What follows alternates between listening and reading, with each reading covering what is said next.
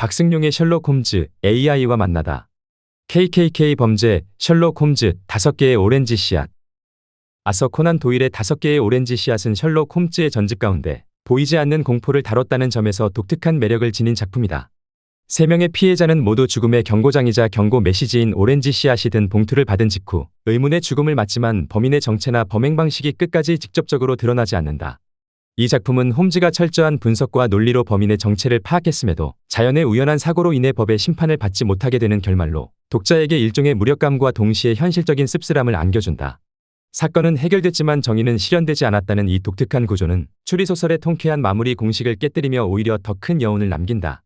이 작품은 셜록 홈즈 시리즈 중 드물게 국제적 비밀 조직 KKK를 소재로 삼아 19세기 말 영국 독자들에게 새로운 글로벌 범죄의 이미지를 각인한 작품이기도 하다.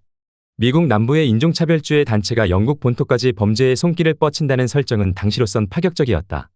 이는 탐정소설이 단순히 영국 런던의 거리에 국한된 이야기가 아니라 국제정치와 범죄가 얽힌 복합적 이야기로 확장될 수 있음을 보여주는 전환점이 되었다. 또한 홈즈는 이 사건에서 시간차 추리라는 독특한 방식으로 사건의 실체에 접근한다. 즉, 미국에서 발생한 과거의 사건과 영국에서 벌어진 현재의 사건 사이의 시간적 간격 속에 공통된 패턴을 읽어내고 보이지 않는 범인의 움직임을 예측하는 방식이다.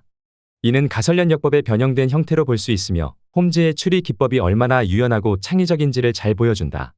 결국 5개의 오렌지 씨앗은 논리적 추론이 끝까지 승리하지 못하는 보기 드문 예외적 작품임에도 바로 그 점에서 오히려 더 강렬한 인상을 남긴다. 셜록 홈즈 시리즈가 단순한 해결의 이야기만이 아니라 불완전한 진실과 세상의 불합리함까지 담아낼 수 있는 그르심을 보여주는 작품으로 평가할 수 있다. 1887년 9월 말 셜록 홈즈와 왓슨 앞에 한 청년이 찾아온다. 이름은 존 오펜셔. 그는 놀라움과 공포가 뒤섞인 얼굴로 자신의 가족에게 벌어진 기묘한 사건을 들려준다. 발단은 그가 아직 어린아이였던 시절로 거슬러 올라간다. 당시 그의 삼촌 엘리아스 오펜쇼는 미국에서 돌아와 잉글랜드 남부의 한적한 마을 호샴에 정착한다. 그는 미국 남북전쟁 당시 남군에 가담했던 인물로 돌아와서는 은둔에 가까운 삶을 살며 외부와의 접촉을 꺼렸다. 그의 생활은 철저히 통제되어 있었다. 별장에서 혼자 지내며 하인을 시켜 신문만 받아보던 그가 1883년 3월 10일 인도 퐁디셰리에서 온 정체불명의 편지를 받는다. 편지 봉투 안에는 하찮아 보이는 오렌지 씨앗 5개가 들어있었고 겉봉엔 단지 KKK라는 3글자만 적혀 있었다. 엘리아스는 이 편지를 받고 충격에 빠진 듯한 모습을 보였고 그날 이후 유서까지 작성해 놓은 채 한층 더 경계심을 드러내며 생활했다. 그리고 결국 7주 뒤인 5월 2일 밤 정원에 녹색 거품이 떠있는 작은 연못에 엎어져 숨진 채 발견된다. 삼촌이 죽고 난 뒤 재산은 존의 아버지 조셉 오펜쇼에게로 넘어간다. 그는 1884년 초부터 자신의 형이 물려준 호샴의 별장에서 거주하기 시작한다.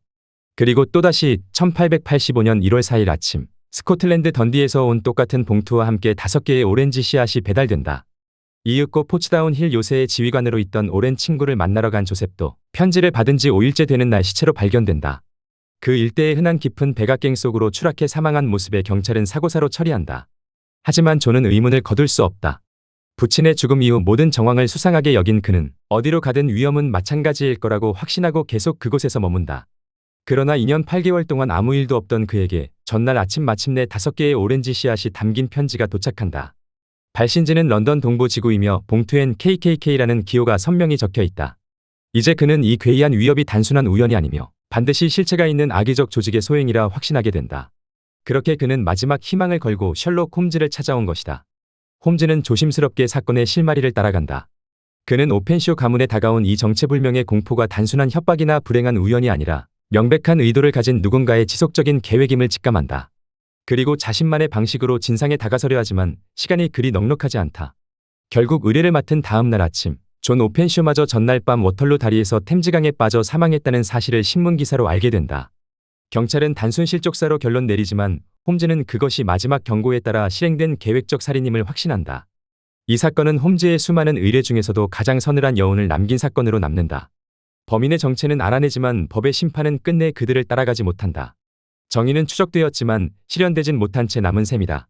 홈즈는 가족에 있단 비극 그리고 그 시작점이 된 삼촌 엘리아스 오펜쇼의 은둔 생활 등 존이 들려준 이야기를 바탕으로 왓슨과 함께 전체 상황을 차근차근 검토하기 시작한다. 첫 번째 희생자 엘리아스는 미국 남부에서 유복하게 살던 은퇴 군인이었다.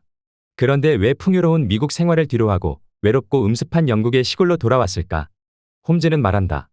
플로리다의 매혹적인 기후를 영국 시골의 적막함과 맞바꿀 리가 없지. 그는 누군가를 혹은 무엇인가를 두려워했기 때문일 거야. 여기서 홈즈는 엘리아스가 도피성 귀국을 했다는 가설을 세우고 그의 이후에 관찰된 극단적인 은둔과 경계 행동이 그 가설로부터의 예측과 논리적으로 일치하는지를 검증해 들어가는 가설 연역법을 사용했다. 이어 홈즈와 왓슨은 오펜쇼 가족이 받은 편지들의 발송지에 주목한다. 첫 번째는 인도 퐁디셰리, 두 번째는 스코틀랜드 던디, 마지막은 런던 동부. 이를 보고 왓슨은 단박에 세 곳 모두 항구 도시라는 것. 그리고 편지를 쓴 사람들이 배에 타고 있었다라고 공통점을 짚어낸다. 이 과정에서 왓슨이 사용한 추론 방법은 귀납법이다. 세 개의 개별적 사건에서 항구 도시 발송이라는 공통된 패턴을 도출해 발신자는 배를 타고 이동한다는 하나의 일반 법칙을 세워낸다. 더 칼럼니스트